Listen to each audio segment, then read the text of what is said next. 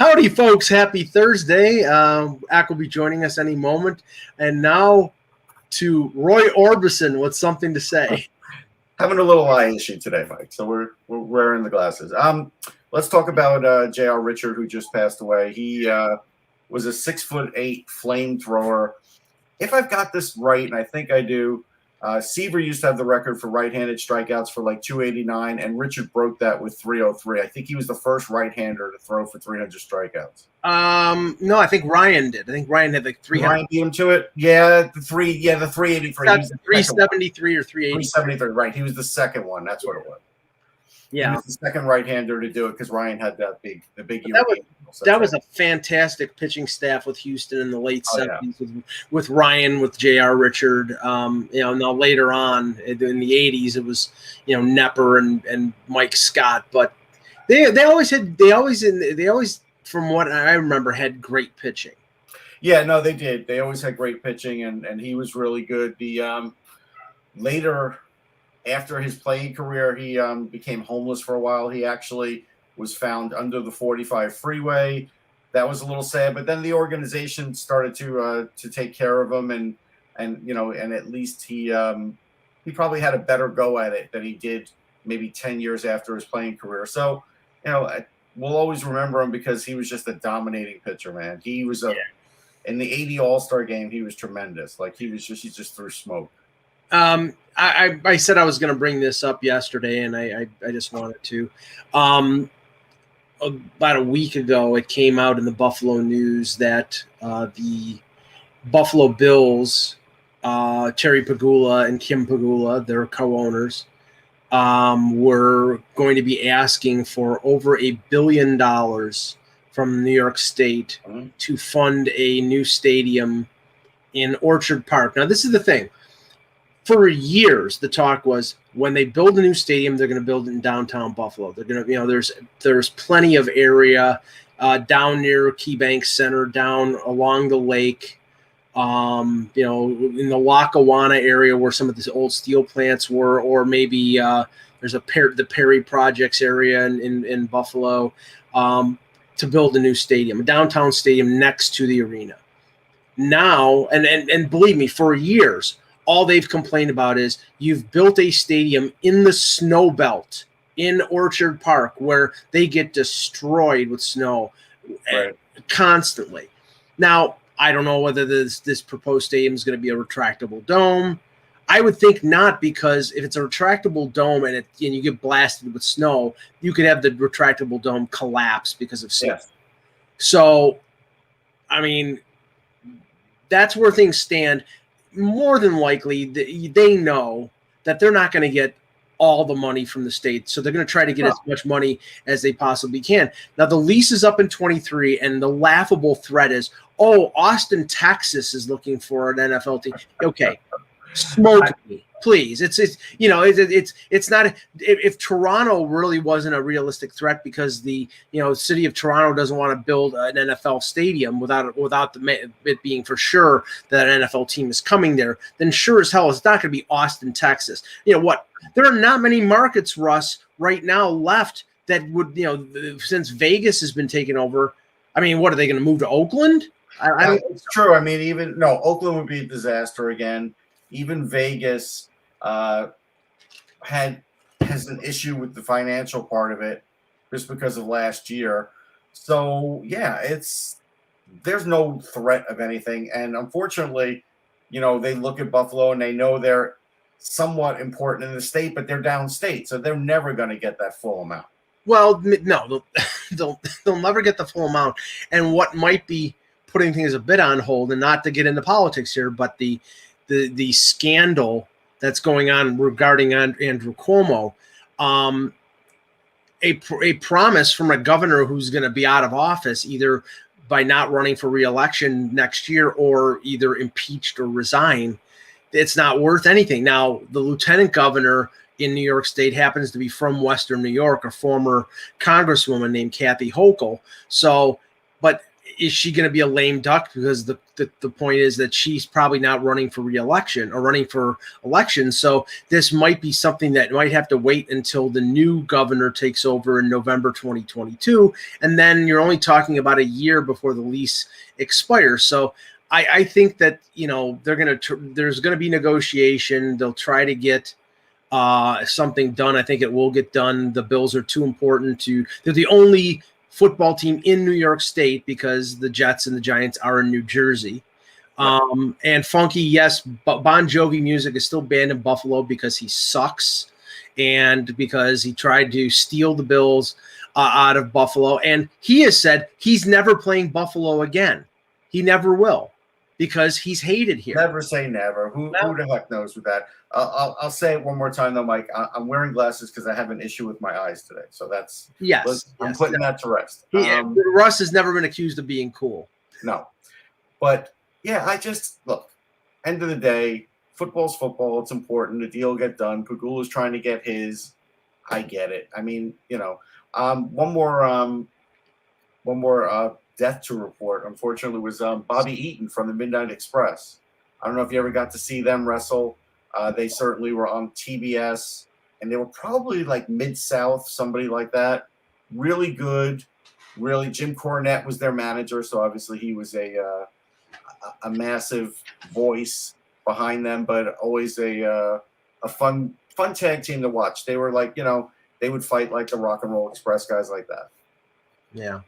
Okay. It's sad to hear. It's funny because all these people that we watched, and rooted for, and we're not that old. No, but we were in on the tail end of it. Like, it's funny. Like the thing that I got wrong with Ryan when that happened, I was 9 because I think it was 73. I think it was 74. It was 74. So I was like 11. So a lot of these guys, like J.R. Richard was a little more contemporary, but even he was 71.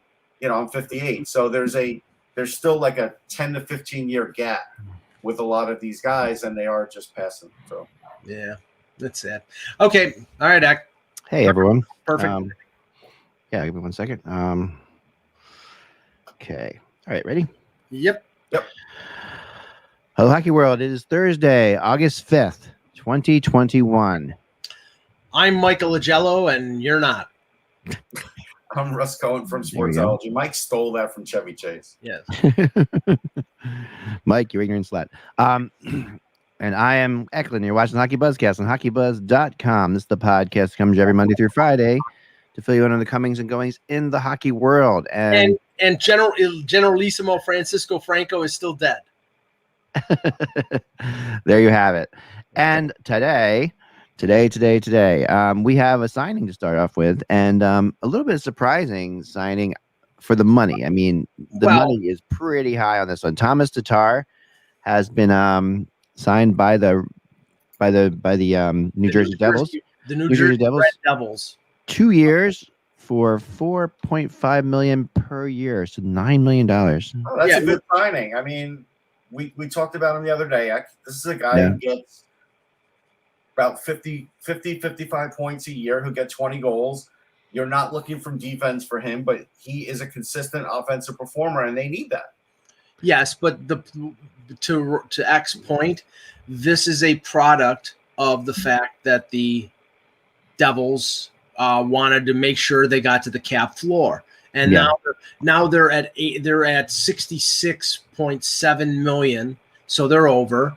And maybe there's somebody they trade off on their roster. Let's give the Devils a break here. They were over the cap before they got Tatar. They didn't have to get Tatar. Well, that's why I'm saying maybe they're trading somebody off. I don't think so. I think they're actually trying to compete. I think so too. No, I think they are. I think they're trying to they're trying to add. I mean, they added another player. I mean, they re-signed a player this morning as well. They re-signed Igor Sharagovich this morning, and I mean they have some good young players, and they have some good young talent. I mean, this is a team that, they've added some veterans. They've added. I mean, Tatar is an interesting player. I mean, here's a guy. A lot of people look at it. He was a guy who was scratched by the Canadians last year a lot. and now signs for $4.5 million a year. It's pretty interesting. We can get scratched by one team that's trying to win a Stanley Cup, and well, then again, we saw a lot of head scratching stuff that happened with the Canadians, and it just happened to work out for them at times. Oh yeah, no, there's no question about that.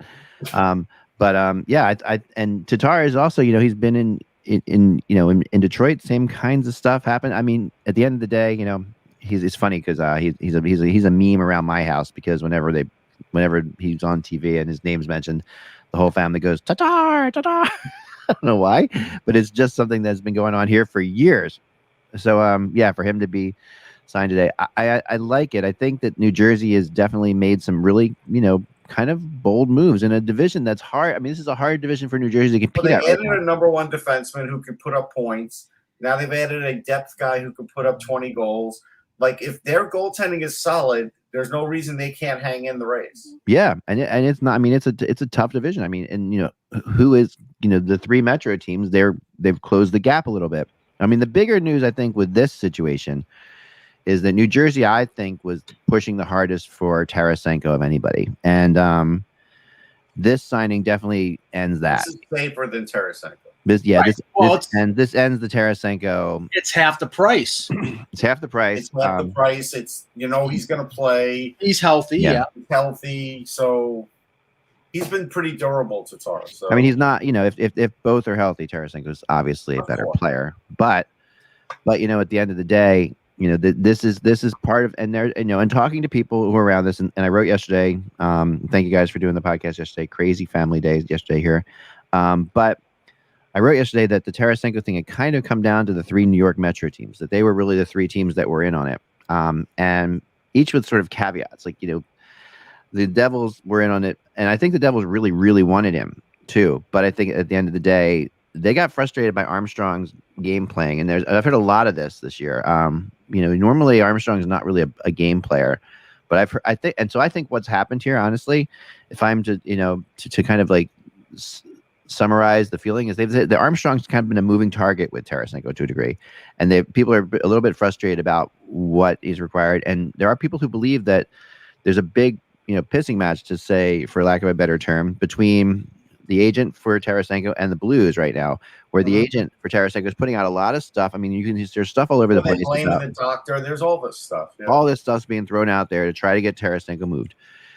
And the Blues are like, we're not going to be rushed.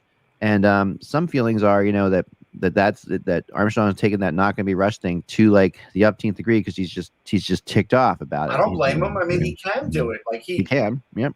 He's in charge. Tarasenko's not in charge. No, that's for sure. But at the end of the day, what's best for the Blues is to get something for Tarasenko too. Well, okay, and I know they're different situations, players at different points of their career, but the Tarasenko situation and the Eichel situation are sort of hand in hand, because I mean, both are injured, both have injury question marks, both have significant term left on their contracts. Right. Both probably have multiple teams interested, but at a certain price. Yeah, I think it's tougher to move Tarasenko because the upside, let's just say, I think his best days are behind him. He's still an effective player. He still could be an effective player, and he's only got 2 years left at $7.5 million. But $7.5 million is a hefty chunk of change for a guy that has a lot of question marks. So, I mean, Armstrong, if he is like holding out for significant return, I think he's barking up the wrong tree. Yeah. Yeah, I mean, I think he is too, and I think at some point, and also not willing to give to take any of the salary on either, is to try to get teams to take on the full salary of Tarasenko is also incredibly hard. And teams aren't willing to do that. There's no question about it. So to me, the Rangers are basically, I think they see Tarasenko as a backup plan if they don't get Eichel. But I think that's sort of faded away now too, and I think that they're willing to pay to not get either of them, move forward if they have to. I mean, they've been put themselves in that spot. But the Islanders are still the big, who knows, because these players still haven't been announced, and the fact, as long as this goes, and it could go for a while. It's going to go for a while. I mean, if we are, like I wrote in my blog, if we are in a waiting match between Tarasenko and Armstrong. And I'm sorry, between Lou Lamoriello and Armstrong, we might as well just, sit back and wait. Those are going to go until like the day before training camp. Yeah, neither side on that is gonna rush things here. The only thing that'll be rushed is Adam Pelech. They're either going to make a determination on him or they're going to go to arbitration. And they should probably make the determination because he had a good enough year that in arbitration they could sting the Islanders a little bit and hurt this whole little game of Jenga that they're playing. Yeah. Yeah, no, it's true. It's really true. And I think, he may, or we don't know who is signed and who is not signed for the Islanders. He may already be signed. We talked about that yesterday. It's like Elliot Friedman talked about the fact that Cizikas might be signed, Parise might be signed. What's his name? Zajac may be signed. Palmieri may be signed. But they have the two situations: Pelech, who is an RFA with ARB rights, and Beauvillier, who I don't know whether he filed for arbitration. I don't think he did. I don't remember his name on the list. Yeah, Pelech is he's up on the first day, August 11th, but Beauvillier's not on there, and that might be the motivation here by Lamoriello. It's like, okay, I've got to get these two key guys signed, so I don't want to let everybody know how much money I have to work with because your favorite thing, Eck, an offer sheet. Yeah, I don't think that's reality. No. So I think he's got less than a week for Pelech. That's what he's got. Right. Yeah. So that'll clear things up a little bit. Yeah, that should. I mean, and a couple of arbitration things are happening as we speak. Just not arbitration itself, but the Penguins have come to terms with Zach Aston-Reese for 1 year, $1.7 million. No surprise, he's an important player for them. He is a really important player, and that's a good number for him, 1.75. There's also rumors that I guess the Kraken have signed Connor Carrick. Yeah, former Washington Capital, former Devil. Yeah, he's a decent player. $800,000 for a year. I mean, that's where we are right now, right? I mean, that's like but that's under the amount that can be buried in the American Hockey League. It's veteran depth. I mean, he can play in the NHL. He's right-handed. He may play in the minor leagues for them, or he could be an extra guy. And they're sharing an affiliation, so they're not going to have that many guys in the minors. That's right. Sure. Yeah, no, that's for sure. I'm sure you guys talked about Eichel, but I wanted to put my little 2 cents No, into we didn't talk about him yet. Today, we did. Not today, but in the past, the last couple of days. And of course, the letter that was put out by his team, discontinuing the whole by the Eichel team, not the Sabres. Oh yeah, yes. But what's been going on there is just kind of crazy. I am hearing more and more that basically the whole concept of Eichel ever playing for the Sabres again is just going out the window. I mean, I don't. Okay, this is the thing.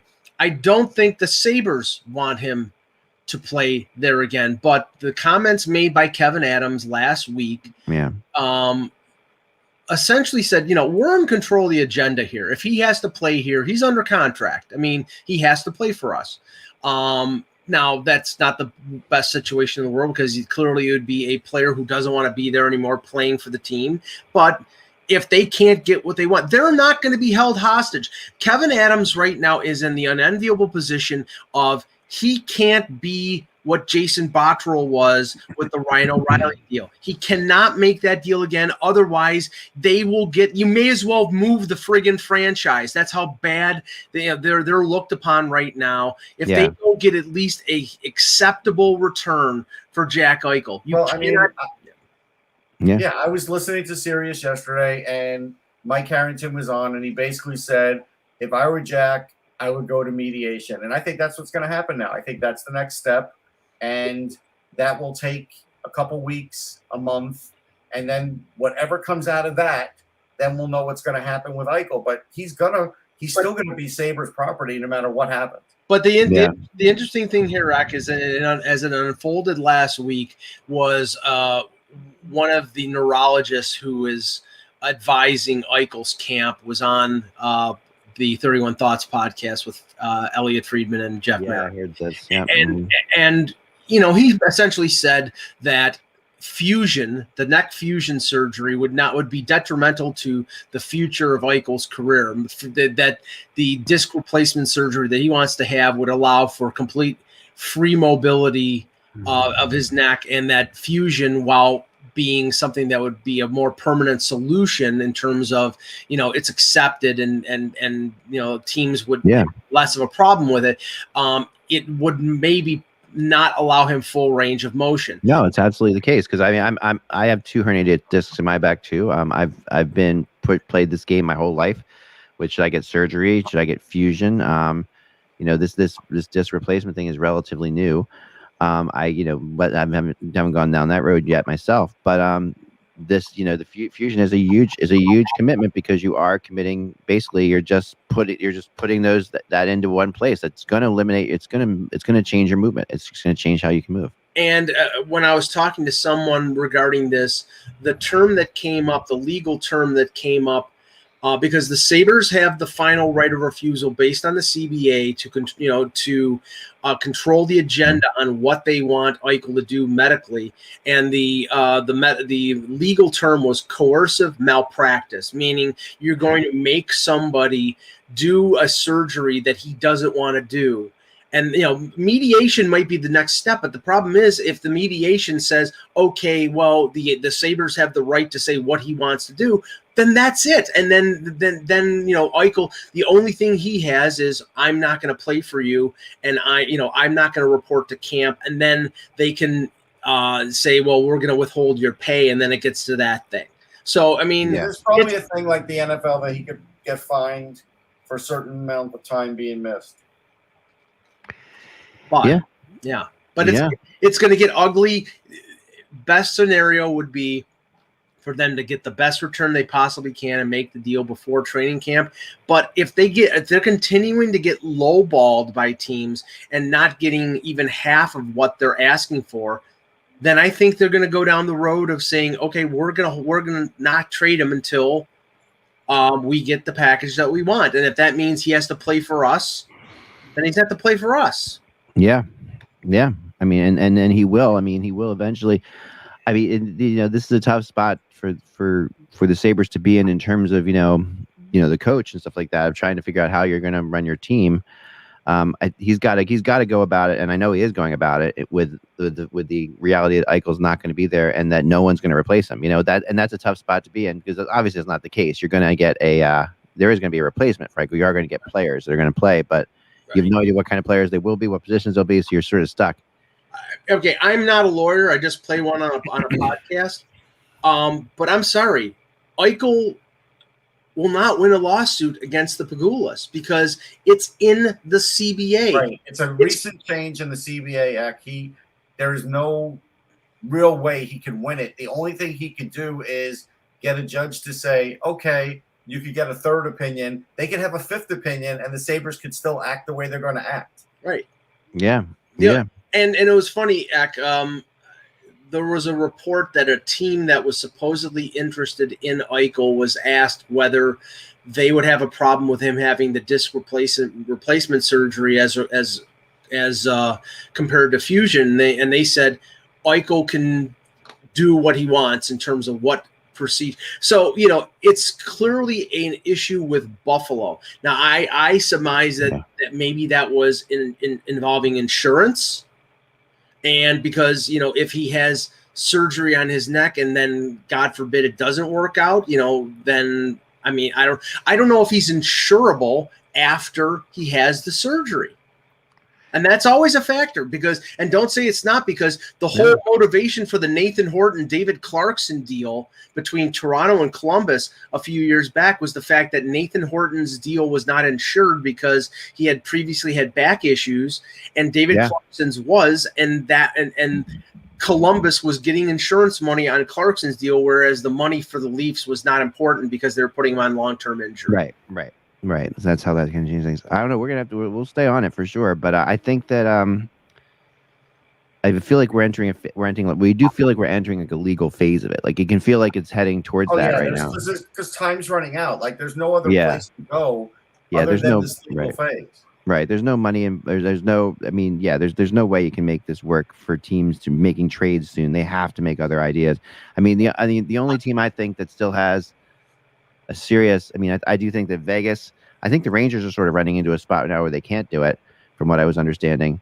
I think it's getting tougher for them to do it based on the other contracts that they have to get signed themselves. Well, Right, this is the problem where we are at right now. And if you remember a couple of weeks ago, I said if Eichel wasn't moved by, say, August 7th, he wasn't going to get moved.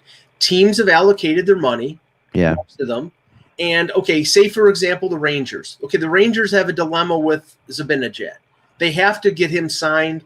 Or now, I don't think he would be part of an Eichel deal. I think ideally the Rangers would want Zibanejad and Eichel. But they're going to have to move out significant money because they've signed guys like Goudreau, and they've, Minnesota, they would probably have to move out a significant contract. Vegas would probably have to move out 2 significant contracts. And Buffalo doesn't really want to take back big salary. Right. They're going to have to because they're going to have to get to the cap floor. But that's the issue here. Now, there has been some talk about, speaking of big salaries, about Buffalo and Koskinen, and the concept that I know it sounds crazy, but we have to talk about it. That Edmonton, and I'm not the only person writing about it. No, but, and you're right. There was talk about it, but it was talk regarding Edmonton getting Kemper. If Edmonton had gotten Kemper, that Koskinen was the Buffalo was the safety valve for Koskinen because they couldn't buy him out. They couldn't create enough cap space. The window was gone already. It was Koskinen going to Buffalo if they were able to get Kemper. Right. If you look at the goaltending market now, no, but that's changed though, Mike, because I was told that now Hudobin is the guy, right? And that Hudobin is that basically Dallas is looking at. Well, here's where I don't get this. Okay. Does anybody think Ben Bishop is ever playing again? Well, probably not, but they also have Holtby. Right, but they and their young goalie. They want their young goalie to be on their roster. Well, they see that's where the conflict is here because I have heard. Well, Ottinger didn't play that much last year. We'd like to get him a full year with the Texas Stars and get him a lot of playing time, and then we would go with Khudobin and Holtby, and then Holtby's only on a 1-year deal. And then then they would go with Ottinger. I don't think Bishop is part of this. Again, there were rumors about Bishop being, maybe able to play. That's the thing. If he thinks he's healthy, then they have all of a sudden have a $4 million cap hit that's going to hit. Yeah. And they may not be able to fit that, and that's what may motivate things. Well, if they get Bishop, if Bishop is healthy, then they may have to move Hudobin, at that point. And if that's the case, then Now you got to remember that Neil, and Holland are they've worked together for many years. I mean, Neil was Holland's assistant GM for years in Detroit.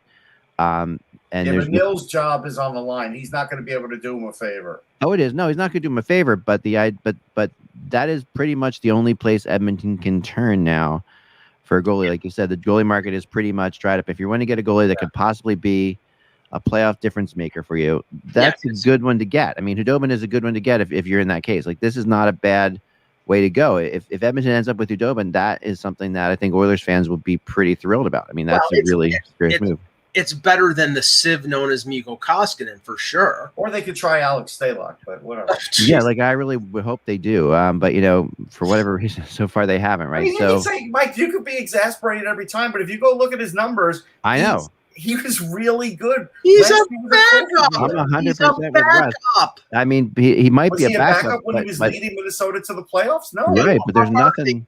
How far did they go, Russ? They lost in the first round. He's not. I'm sorry. How far did the Leafs go? They lose in the first round every year. But if I recall right, Stalock wasn't in goal. They didn't play goalie in the playoffs. They didn't play goal in the playoffs, right? Like, he was the got them to the playoffs, but I don't think he was the guy they went with in that playoff round. Yeah, no, he went. No, he was the guy. Okay, I was trying to remember. Okay, they do so many strange things there with their goalies.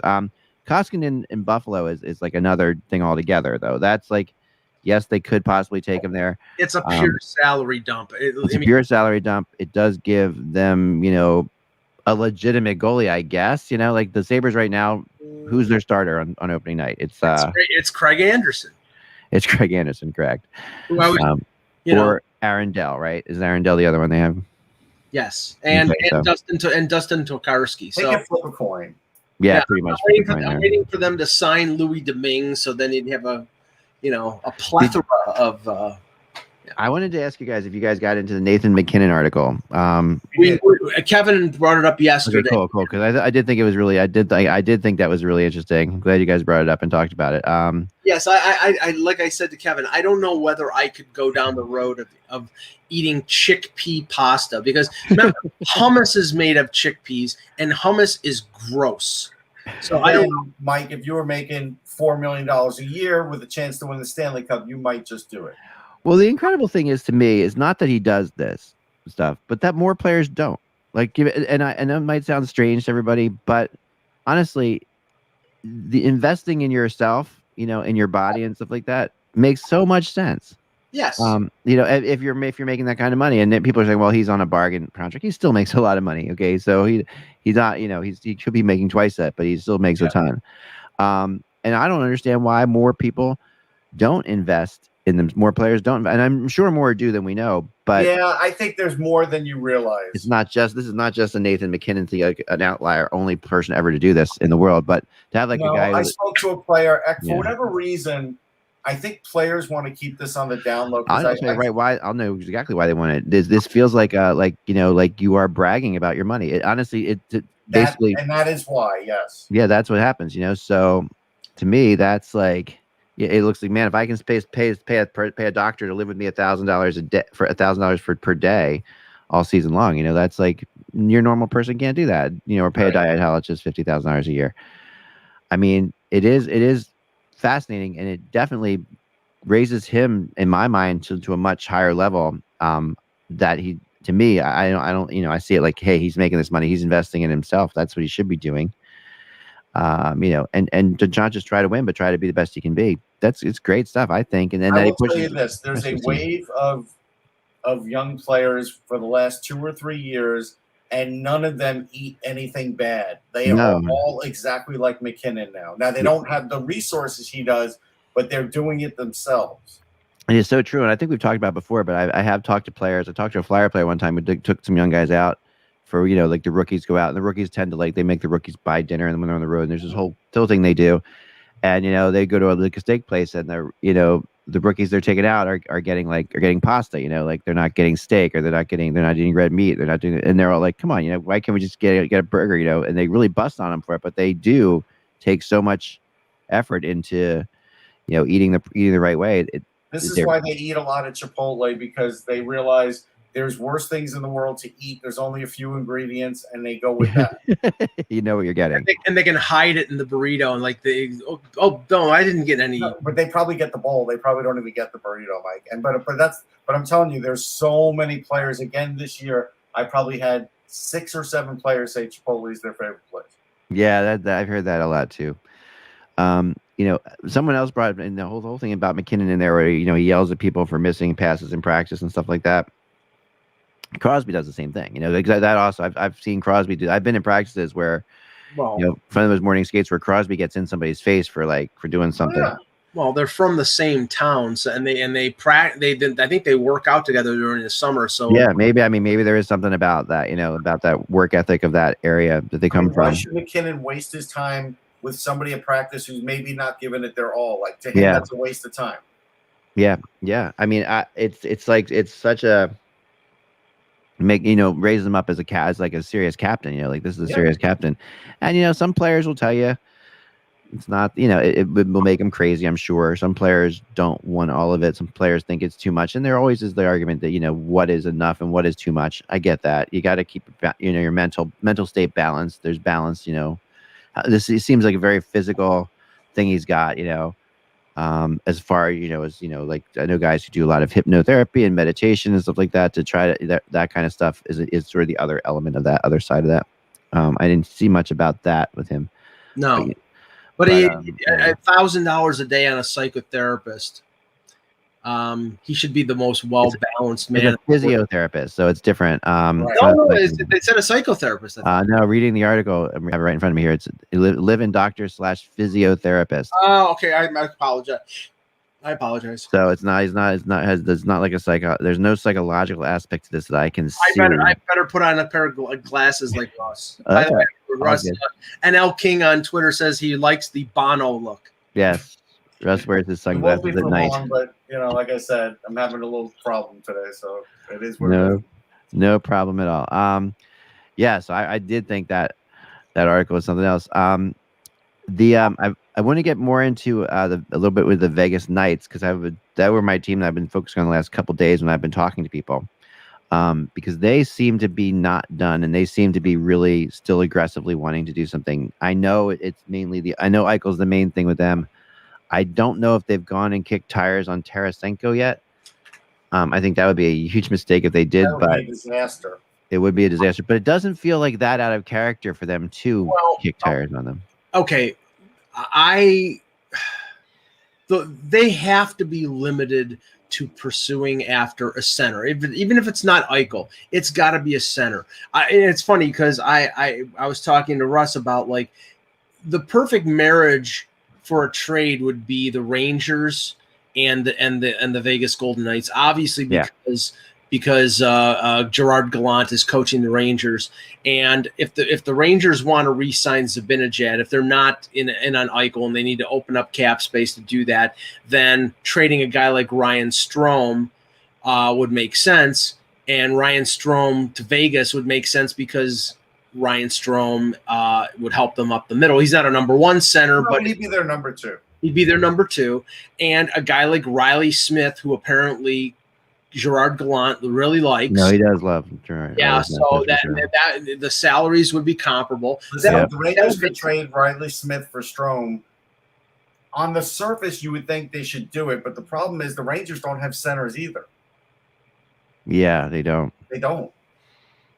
Centers, and that there's a hole in their center thing, unless you're going to put Kravtsov in there, who's never played center at the NHL level, or you're going to try Hedl, who hasn't done well there at the NHL level. You're not going to put Rooney up on the third line as a center. You won't have center, so I don't think they can make the trade.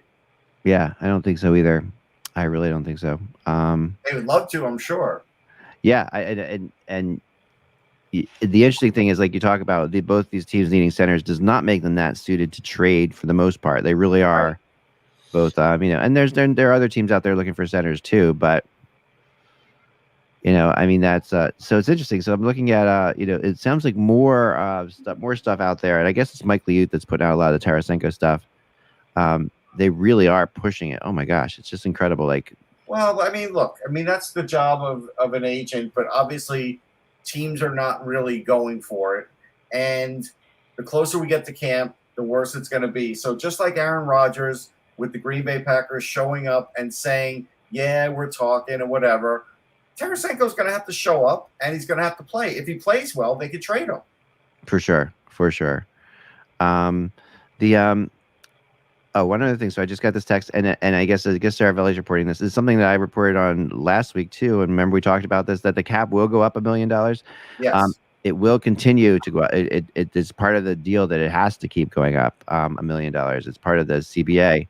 Okay. And it's not a lot. It does. $1 million is not going to help a lot of teams. No, and it does also affect how much the players have to put in.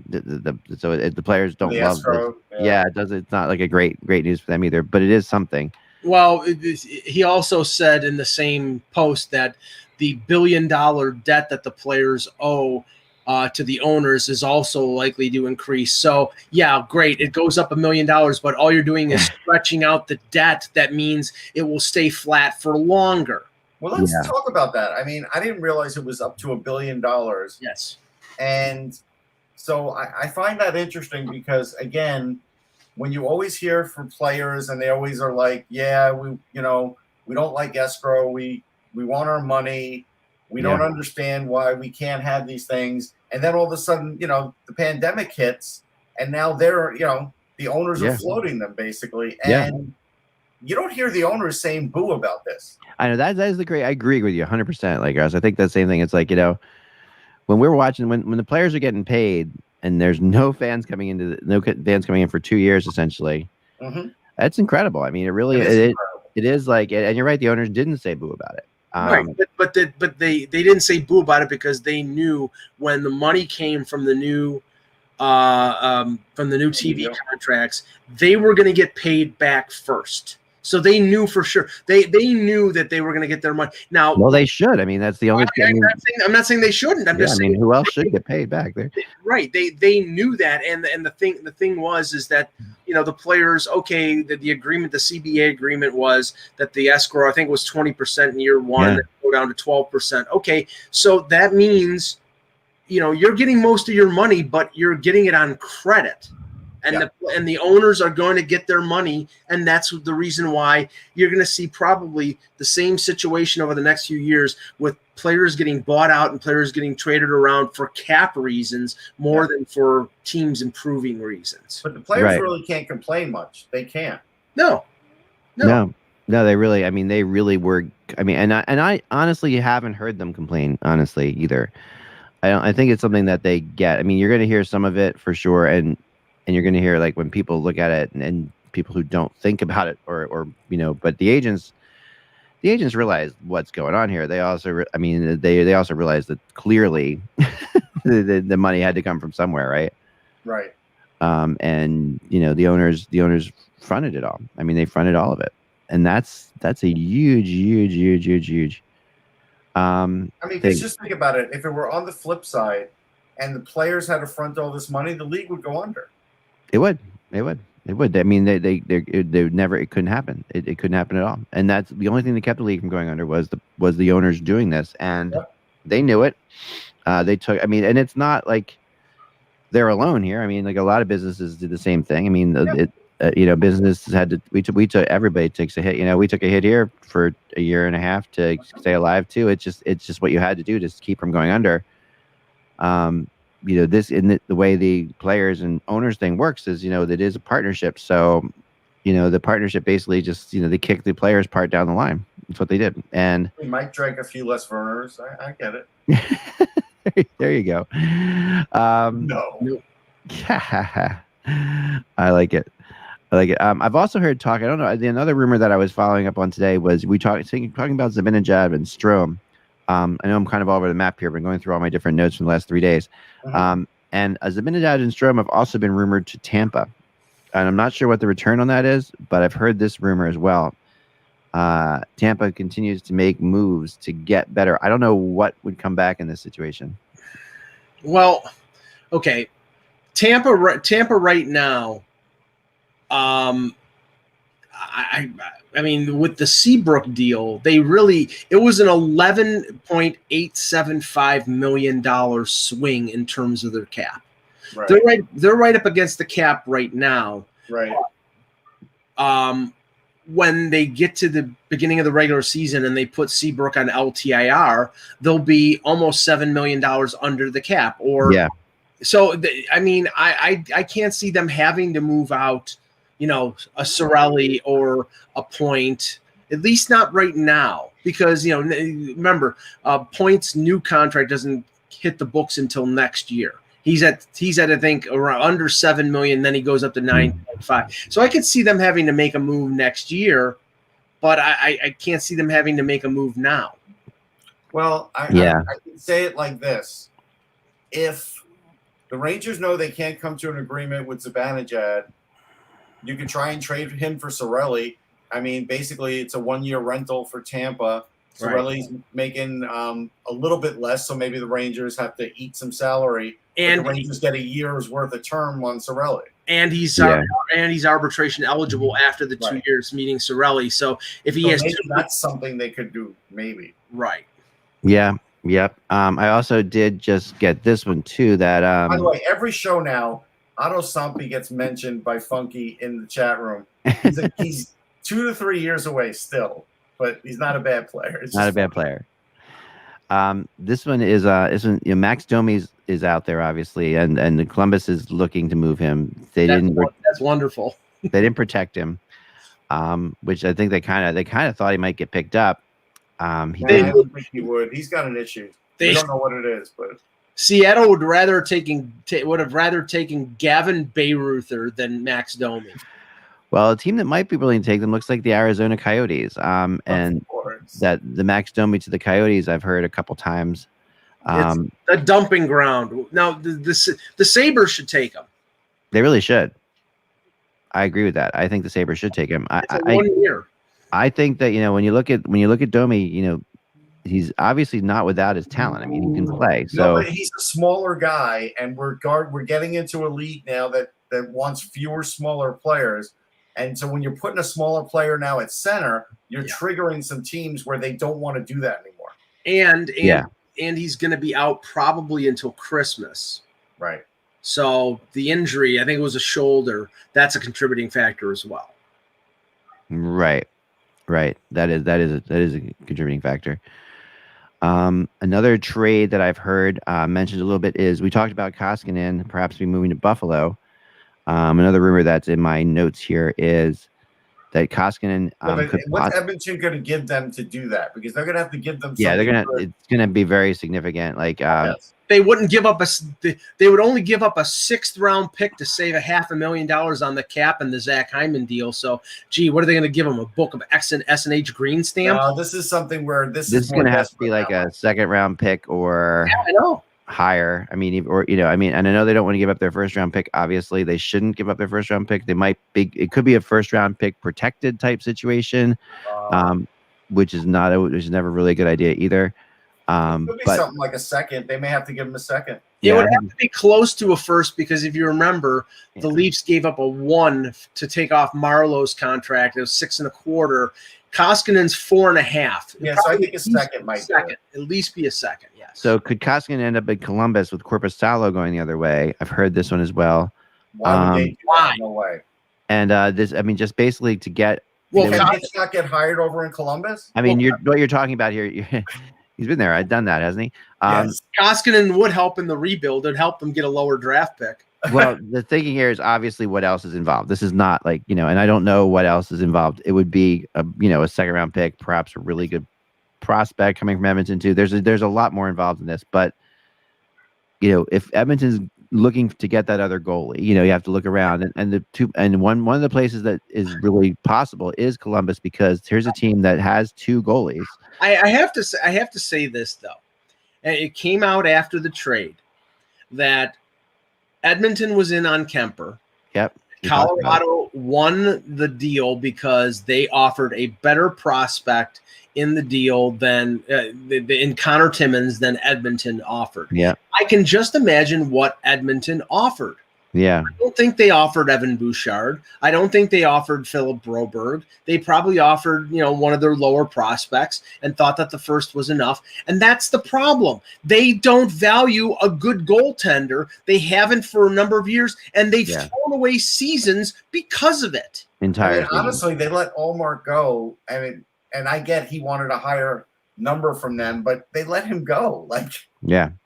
I like Ukko-Pekka Luukkonen, but there's no guarantee. Yeah, by next year he's ready. And they weren't that far off of Omar. It was from what I heard. What Kevin was reporting, I was reporting, other people reporting that they were close to getting Omar signed in Buffalo. So the fact that they didn't get it done, but at the 11th hour, I had heard that Omar basically installed a Buffalo sucks tax, meaning. He wanted 2 more years than the 4 that Boston was offering at $1 million more per. Yeah.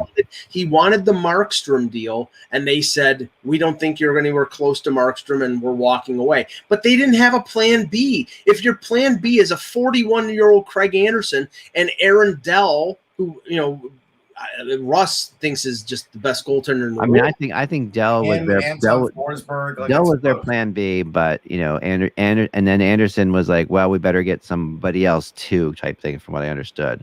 So whether or not you think I think Dell is more likely to be their starter than Anderson on opening night, but we'll see. It doesn't even matter. The other name that I've heard out there a lot in the last day or so is Phil Kessel's name. Speaking of Arizona. So, where does Phil Thrill go? It is hot dog season. I know. And obviously Kessel I challenge that. How is it hot dog season, Mike? Tell us. The summer is hot dog season. Baseball season. Nobody eats hot dogs at a hockey game. Come on, Mike. Nah, it's true. We've had you and I have, Russ, not you haven't. I know you don't eat hot dogs, but we've had hot dog night. There've been hot dog nights in the hot dog nights all the time. I've gone down and gotten myself a 6-pack This is come back baloney. up Mike and- is basically perpetuating a fraud, and I wanted to prove it. It's That's- not All a right. fraud. It's a fraud. Where does Kessel have value? This is my thinking. No, Kessel can still play. He played well last year. He still has value in some places. Is he Minnesota? Is Minnesota a place? And I think that Minnesota is an interesting place for him because Guerin obviously loves the players he played with in Pittsburgh. He always had. He's been bringing a lot of them but back. he likes two-way guys. Kessel's not that guy, and for his salary, unless they eat part of the salary, I don't think Guerin would want him. And they've already eaten salary on Larson, so I Yes. don't think they want to lock themselves in. No. Now it'd only be for a year. It's only a year, and and I think maybe they but wait. he- what does it he depends mean? what kind of draft pick you get out of it. Well, okay, wait a second. I believe you can retain on 3 players. Okay. They've already retained on Kemper and Ekman Larson, so they're not going to use up their third retention. They'll wait till the trading deadline. Who else would they? Who else would you want from this team that you'd want to retain salary on? I mean, that's like really this No, is but like it's it. the trading deadline, Nick. If you retain I know, salary, but- trading- No, but they might be able to move some of these players that they have at the deadline, and the ability to retain salary on them would get them a heck of a return. You Maybe. can't lock yourself into not having any salary, because once you commit all 3, that's it. You have no flexibility. Yeah, maybe. I mean, but let's just go through some teams. Minnesota, maybe like we said, maybe not. Los Angeles possibly. LA, they are they're not done. I've talked to a lot of people out there. They're definitely not done. They try to do more. They are, one of the sleepers on Eichel too, for sure. No, not a chance. Yeah. Why do No, you say no? Not a chance. because they don't have the $8 million cap hit. Yeah. Come on. they don't have the cap space, and he plays the wrong side. He's a right winger. They need a left winger. Actually, he's not an $8 million because he got a $5 million bonus, but still, No, but his cap hit 6.8. Yeah, it's capped at Yeah. 6.8. that's crazy. Nobody's taking that. For Phil Kessel, do you think Boston. Boston? How about Nope. Pittsburgh? Maybe return to Pittsburgh. No. No. Made a big him not being in Pittsburgh has been a problem for the Penguins. The reason that they got rid of him is because Mike Sullivan was tired of his act. Yeah, but that act was also really helping players like Malkin. Well, Malkin is not the same player without Kessel there. It's been true. It's Maybe, been, maybe San Jose for Evander Kane, maybe. no. Let's cut that sentence in half. Act. Yeah. Malkin is not the same player. Period. True, but I mean, there definitely is a feeling that at least within the Boston organization, Pittsburgh organization, that has been tied to Kessel not being there. There's no way Hextall will ever take that salary, ever. Nope. Yeah, I wouldn't think so Zero either, but, does Buffalo or New Jersey take a shot at a guy like this? No, not with Tatar, no. Buffalo only if they need to get to the cap floor, Yeah, because then they could flip them. Yeah. See, that's the thing. Buffalo could acquire Kessel and flip him someplace, retain half the salary, and it would give them help because they want to get to the cap floor. yeah. And you put him on a line with Skinner. Great. He's cheap this year, though, right? Like someone was saying, how much is he actually getting paid this year? You actually have to pay for his cap. I think it's $1 million in actual salary. That $1.2 feels like salary, but that's obviously the perfect person for Well, it's a perfect person for a team for Arizona to hold on to, right? correct. Right. Yeah, it makes some sense for sure. Especially since they already paid the bonus. But he has apparently submitted his trade request. The Kessel does want out of there. We've heard that, and I don't know. The Greyhound bus station there. He's going to have to wait. Yeah. His trade request includes Oscar Meyer. No, never mind. I mean, seriously, the only one we haven't heard that wants out of there is Clayton Keller. Like everybody else wants out.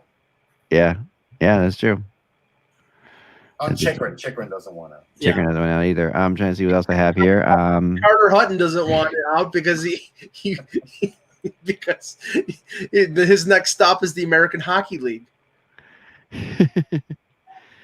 Sorry, Carter, it's the truth. Trying to see what else I have in my notes here. Well, did you want to say the Blues and Zdeno Chara? That's another one I had written down. if Chara wants to come back, St. Louis. Yeah, we haven't heard any news from Chara. Zero.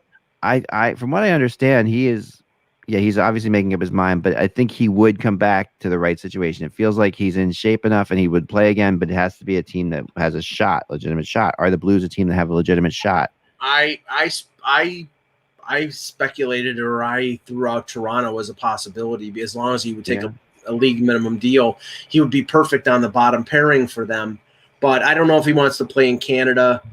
I'm not sure. I mean, that would make some sense. I do agree with you. I mean, Russ is right. It's been very quiet, and we heard almost straight away he was going to play someplace again after the Bruins said no thanks.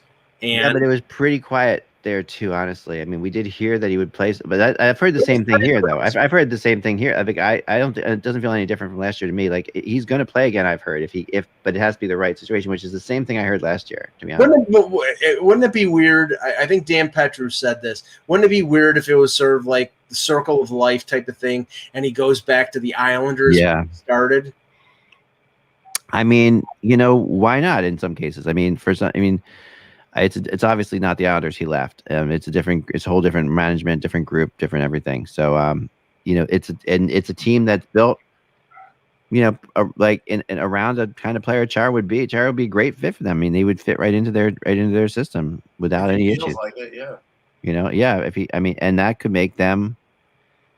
It gives. I mean, it definitely helped the Capitals more than I think the Capitals thought it would last year, for sure. So. Oh, he definitely helped the Capitals. So without him, forget it. Yeah, think about it. I mean, think about that. And no one thought that. I mean, everyone thought he's like Mike just said, a bottom line guy, bottom pairing defenseman. We saw a lot of him, and he really made a difference in games. Yeah, I mean, he was playing top 4 for them. He did, but he ran out of steam a little bit, like the Capitals did in general. And that's why I said he'd be better on the bottom pairing. As long as he played every day, if he's playing 15, 16 minutes penalty killing, he would be still an asset. That's why, like I was saying with Toronto, they're looking for a veteran guy who can be on the PK, and I think he can still do that. He doesn't have to move very, very far on the PK. He's got that big reach. I just don't know whether he wants to play in Canada or not. Yeah. I don't know. I haven't heard anything on that. That's all I got, guys. But thanks everyone for joining us today. We appreciate it. We'll be back again tomorrow with Kevin, and we'll be talking about the final division tomorrow. Did we talk? We did the Central yesterday. Okay, good.